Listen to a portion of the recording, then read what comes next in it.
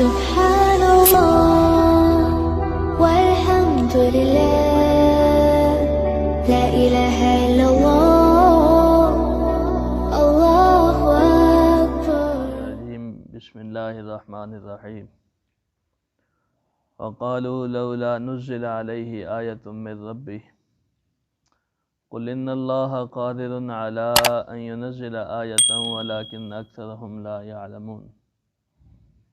وما من دابة في الأرض ولا طائر يطير بجناحيه إلا أمثالكم ما فرطنا في الكتاب من شيء ثم إلى ربهم يحشرون. والذين كذبوا بآياتنا صم وبكم في الظلمات من يشاء الله يضلل ومن يشاء يجعله على صراط مستقيم. قل أرأيتكم إن أتاكم عذاب الله أو أتتكم الساعة أغير الله تدعون إن كنتم صادقين بل إياه تدعون فيكشف ما تدعون إليه إن شاء وتنسون ما تشركون. اور انہوں نے کہا لولا نزل علیہ آیۃ من ربہ، کیوں نہیں اتاری گئی ان پر ان کے رب کی طرف سے کوئی نشانی.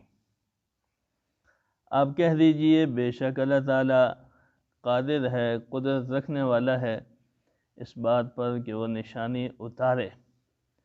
ولیکن اکثرہم لا یعلمون، لیکن ان میں سے اکثریت علم نہیں رکھتی. وما من دابۃ فی الارض، زمین میں کوئی چلنے پھرنے والا جانور نہیں. ولا طائر یطیر بجناحیہ، اور کوئی اڑنے والا پرندہ جو اپنے پروں کے ساتھ اڑتا ہے نہیں ہے مگر تمہاری طرح امتیں. ما فرطنا فی الکتاب من شیء، ہم نے کتاب میں کسی چیز کی کمی نہیں کی. ثم الی ربہم یحشرون، پھر ان کو رب کی طرف جمع کیا جائے گا. وہ لوگ جو جنہوں نے ہماری آیات کو جھٹلایا، سمن و بکمن، بہرے ہیں، گونگے ہیں، بہرے ہیں، اور فی الظلمات، گمراہی میں. من یشاء اللہ یضلل، اللہ تعالیٰ جسے چاہے گمراہ کرتا ہے. ومن یشاء یجعلہ، اور جسے چاہے سیدھے راستے پر ڈال دیتا ہے. آپ کہہ دیجئے، تم بتلاؤ، ارائیتکم، تم بتلاؤ، ان اتاکم عذاب اللہ، اگر تمہارے پاس اللہ کا عذاب یا تمہارے پاس اچانک گھڑی آ جائے، اچانک نہیں، قیامت آ جائے. اغیر اللہ تدعون، کیا اللہ کے علاوہ تم پکارتے ہو؟ ان کنتم صادقین، اگر تم سچے ہو.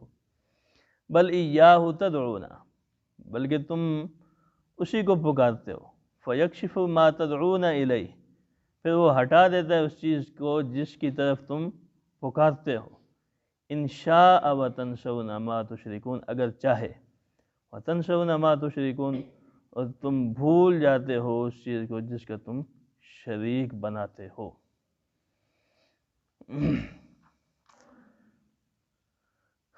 گزشتہ درس میں توحید، رسالت اور قیامت کا ذکر ہوا. اس کے بعد پیغمبر علیہ السلام سے گزشتہ درسوں میں بھی یہ سبق چلا آ رہا ہے کہ مشرکین مکہ نے حضور صلی اللہ علیہ وسلم سے نشانیاں مانگی، معجزات طلب کیے.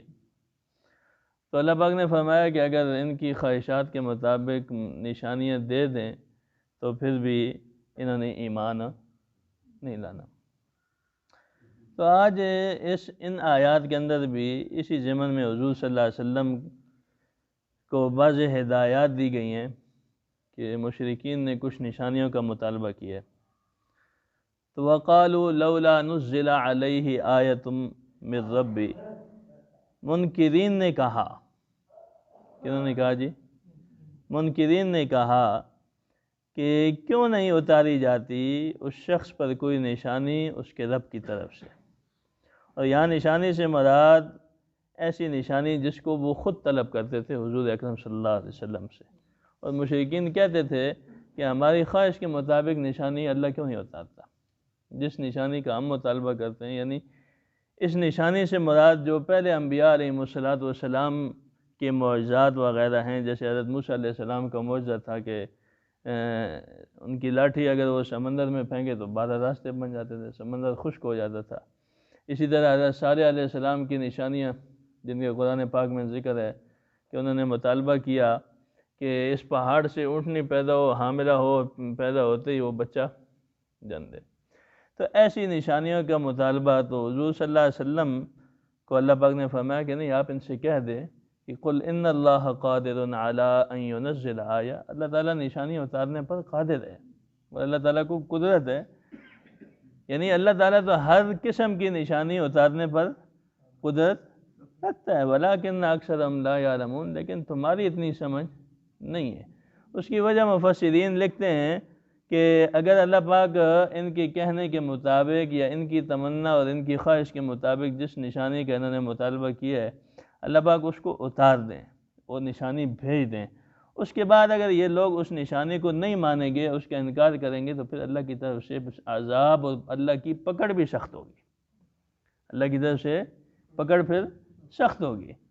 اللہ تعالیٰ ڈھیل دیتے ہیں، چاہتے ہیں کہ بھئی یہ لوگ ایمان لے آئیں، ایمان میں داخل ہو جائیں. تو اس کی پھر آگے اللہ پاک نے ایک مثال دی ہے.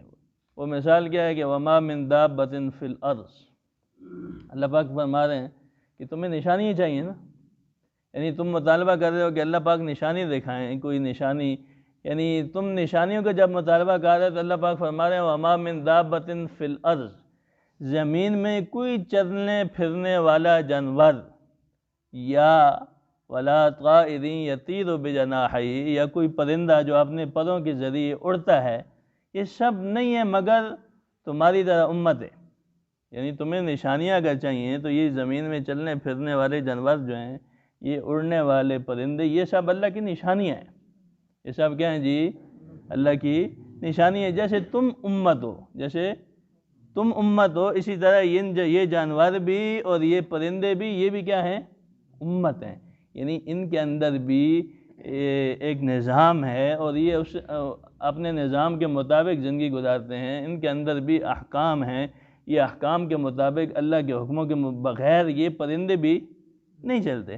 تو اللہ پاک فرما رہے ہیں ہم نے زمین میں چلنے والے چھوٹے سے چھوٹے جانور، کیڑے مکوڑے اور اتنے بڑے اڑنے والے پرندے، یہ جو سب کچھ پیدا کیے، یہ ہماری قدرت تامہ ہے. یہ کیا ہے جی؟ ہماری قدرت. چھوٹے سے چھوٹا جانور لے کر آپ دیکھ لیں، یہ بڑی سے بڑی مخلوق وہ اللہ کی معرفت سے خالی نہیں ہے. لیکن افسوس کا مقام یہ ہے کہ انسان اشرف المخلوقات ہونے کے باوجود بھی اللہ کی معرفت سے غافل ہے. انسان کیا ہے؟ اشرف المخلوقات ہونے کے باوجود بھی اللہ کی معرفت سے غافل ہے. حضرت ابو الدرداء رضی اللہ عنہ کی روایت میں آتا ہے، وہ فرماتے ہیں بھی اللہ تعالیٰ فرماتے ہیں تمام جانور چرند پرند یعرفوننی، مجھے پہچانتے ہیں، یعرفوننی، مجھے پہچانتے ہیں، یوحدوننی، میری توحید بیان کرتے ہیں، سبحان اللہ، ویحمدوننی، اور میری تعریفیں بیان کرتے ہیں، ویسبحوننی، اور میری تسبیح بیان کرتے ہیں. تو یہ جانور بھی اللہ کی معرفت سے غافل نہیں ہے. لیکن افسوس کا مقام تو یہ ہے کہ انسان اشرف المخلوقات ہونے کے باوجود بھی انسانوں کی اکثریت اللہ کی معرفت سے غافل ہے. وہ آپ نے پہلے بھی کئی دفعہ آپ نے سنا ہے، حضور صلی اللہ علیہ وسلم کے پاس ایک آدمی آیا اور اس نے کہا نا کہ یا رسول اللہ، یہ گو ہے، اگر یہ کلمہ پڑھ لے تو میں بھی پڑھ لوں گا.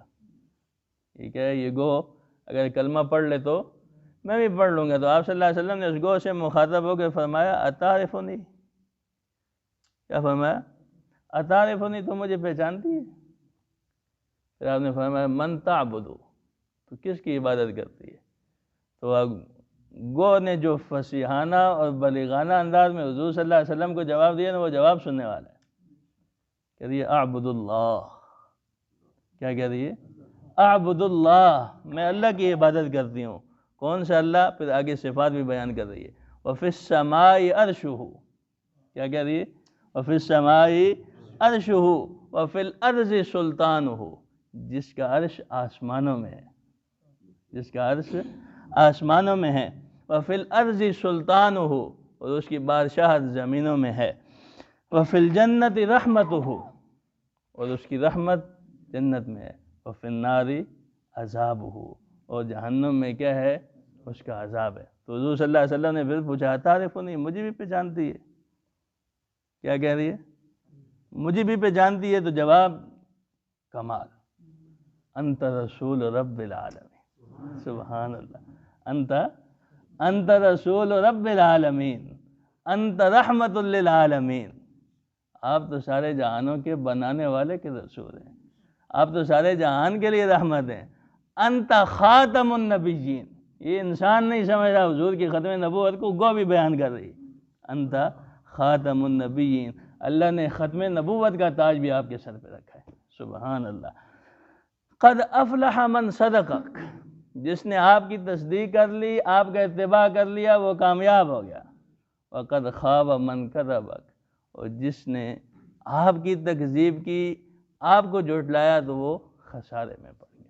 تو یہ گو بھی حضور کی تعریف بیان کر رہی ہے، اس لیے اللہ پاک فرماتے ہیں وَإِن مِّن شَيْءٍ إِلَّا يُسَبِّحُ بِحَمْدِهِ وَلَٰكِن لَّا تَفْقَهُونَ تَسْبِيحَهُمْ، اس ساری کائنات میں جتنے بھی جانور ہیں یہ سب اللہ کی تسبیح بیان کرتے ہیں، آپ لوگ ان کی تسبیح نہیں سمجھ سکتے۔ ایک عالم سے میں نے سنا، میں نے خود کسی کتاب میں نہیں پڑھا، اس لیے میں ساتھ حوالہ بھی دے رہا ہوں، وہ عالم بیان کر رہے تھے کہ یہ جو پہاڑوں کے اندر چشموں کا پانی ہے نا، یہ پہاڑوں کے اندر یہ چشموں کا پانی ہے، یہ پہاڑ جب اللہ کے خوف سے روتے ہیں تو وہ آنسو ان کے اندر سے نکلتے ہیں، جو انسان چشموں کی صورت میں وہ پانی پیتے ہیں۔ اللہ اکبر۔ تو اس لیے اللہ پاک فرما رہے ہیں کہ تمہیں نشانیاں چاہیے تو وما من دابۃ فی الارض، یہ زمین میں چلنے والے جانور، یہ کیڑے مکوڑے، یہ سب کیا ہیں؟ یہ ہماری نشانیاں ہیں۔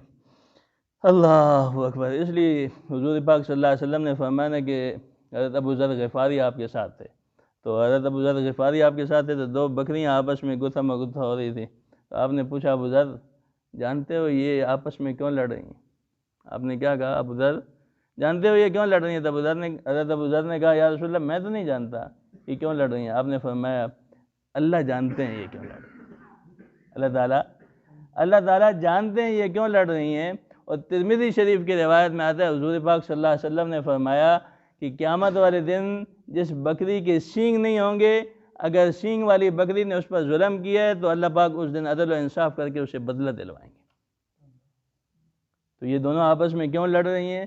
ان کے اندر حضور پاک صلی اللہ علیہ وسلم کی اس حدیث مبارکہ کا مفہوم ہے، آپ نے فرمایا کہ ان جانوروں کے اندر پورا ایک نظام ہے، جانوروں کے اندر پورا ایک نظام ہے۔ جیسی چمٹیاں ہیں تو ان چمٹیوں کے اندر بھی ان کے ایام مختص ہیں کہ جن ایام کے اندر یہ اپنی خوراک جمع کرتی ہیں، سمجھ آ گئی؟ یہ اپنی خوراک جمع کرتی ہیں، اور پھر ان کے اندر ایک ایسی نسل کی چمٹیاں بھی موجود ہیں جو دودھ دیتی ہیں، اور یہ چمٹیاں انہی چمٹیوں سے دودھ بھی حاصل کرتی ہیں۔ اب آپ لوگ سوچ سکتے ہیں چمٹی دودھ دیتی ہے، لیکن حضور صلی اللہ علیہ وسلم فرما رہے ہیں تو آپ کی بات جھوٹی نہیں ہو سکتی۔ اور آج پھر سائنسدانوں نے اس تحقیق پر پہنچے ہیں، سائنسدان بھی اس تحقیق پر پہنچ چکے ہیں، اور پھر ان چمٹیوں کے اندر بھی مردوں کو دفن کرنے کا پورا نظام ہوتا ہے، اور یہ چمٹیاں پھر اپنی مردہ چمٹیوں کو قبروں میں، ان کے باقاعدہ قبرستان ہوتے ہیں اور قبرستانوں میں دفن کرتی ہیں۔ اسی طرح شہد کی مکھی ہے، اس کا ایک پورا نظام ہے کہ ان مکھیوں میں جو بڑی ایک ان کی ملکہ ہوتی ہے اور باقی ساری اس کی ماتحت ہوتی ہیں، اور ان کا اصول ہے کہ قرآن پاک میں اللہ پاک نے فرمایا کہ ان مکھیوں کے پیٹ سے جو ان کا خارج مادہ ہوتا ہے ہم نے اس میں آپ کے لیے شفا رکھی۔ تو اب مکھیوں کے لیے ایک اصول ہے کہ وہ پھولوں پر اور میٹھی چیزوں پر بیٹھتی ہیں، کوئی مکھی گندی کسی چیز پر نہیں بیٹھ سکتی۔ اگر کوئی مکھی کسی گندی چیز پر بیٹھے گی تو باقی مکھیاں اس کا مقدمہ پیش کریں گی، اور باقاعدہ عدالت میں اس پر کیس چلتا ہے، اگر وہ ثابت ہو جائے کہ یہ مکھی گندگی پر بیٹھی ہے تو پھر اس مکھی کو سزائے موت دے دی جاتی ہے۔ اللہ فرما رہے ہیں کہ الا امم امثالکم، ان کے اندر بھی تمہاری طرح امتیں ہیں، ان کا ایک پورا نظام ہے، ہم نے ان کو احکامات دیے ہیں، یہ سارے جانور بھی ان احکامات کے تحت زندگی گزار رہے ہیں۔ تو تمہیں اگر نشانیاں چاہیے تو یہ پورا جہان نشانیوں سے بھرا ہے، اس کو دیکھو۔ اللہ اکبر۔ آگے فرمایا ما فرطنا فی الکتاب، ہم نے کتاب میں کسی چیز کی کمی نہیں کی۔ ثم الی ربہم یحشرون، پھر کیا ہوگا، ان سب کو اللہ کی طرف جمع کیا جائے گا اور پھر اس دن اللہ پاک حساب و کتاب لیں گے۔ وہاں مفسرین لکھتے ہیں اس کتاب سے مراد قرآن پاک ہے اور لوح محفوظ بھی ہو سکتا ہے، اس لیے کہ پورا قرآن لوح محفوظ پر بھی لکھا ہوا ہے۔ آگے اللہ پاک فرما رہے ہیں کہ یہ جو جھوٹے ہیں ان کی حالت یہ ہے کہ والذین کذبوا بآیاتنا، جنہوں نے ہماری آیتوں کو جھٹلایا، سمن و بکمن، یہ بہرے ہیں، گونگے ہیں، سمجھ آ گئی نا، فی الظلمات، اندھیروں میں بھٹک رہے ہیں، اور وہ اندھیرے کون سے ہیں، کفر کا اندھیرا، شرک کا اندھیرا، نفاق کا اندھیرا، یہ سب اندھیرے ہیں۔ تو اللہ پاک فرماتے ہیں ہم نے تو تمہیں اس لیے بھیجا ہے کہ ہم نے ایمان دیا ہے، اسلام دیا ہے، دین دیا ہے کہ لتخرج الناس من الظلمات الی النور، کہ ہم ان لوگوں کو اندھیروں سے نکال کر روشنیوں کی طرف لے جائیں۔ من یشاء اللہ یضلل، اللہ تعالیٰ جسے چاہے گمراہ کرتا ہے، ومن یشاء یجعلہ علی صراط مستقیم، اللہ تعالیٰ جسے چاہے تو سیدھے راستے پر ڈال دیتا ہے۔ یہاں ایک سوال پیدا ہوتا ہے، کوئی آدمی کوئی دہریہ قسم کا یہ سوال کر سکتا ہے کہ بھائی جب اللہ خود چاہتے ہیں گمراہ کرنے پر تو اللہ گمراہ کر دیتے ہیں، تو پھر اللہ جہنم میں کیوں بھیجتا ہے؟ سوال سمجھیں آپ۔ کوئی آدمی یہ کہہ سکتا ہے نا کہ من یشاء اللہ یضلل، قرآن کہہ رہا ہے اللہ جب چاہے تو گمراہ کر دیتا ہے، جب اللہ خود گمراہ کر رہے ہیں تو پھر اللہ جہنم میں کیوں ڈالتے ہیں؟ سوال سمجھیں آپ لوگ۔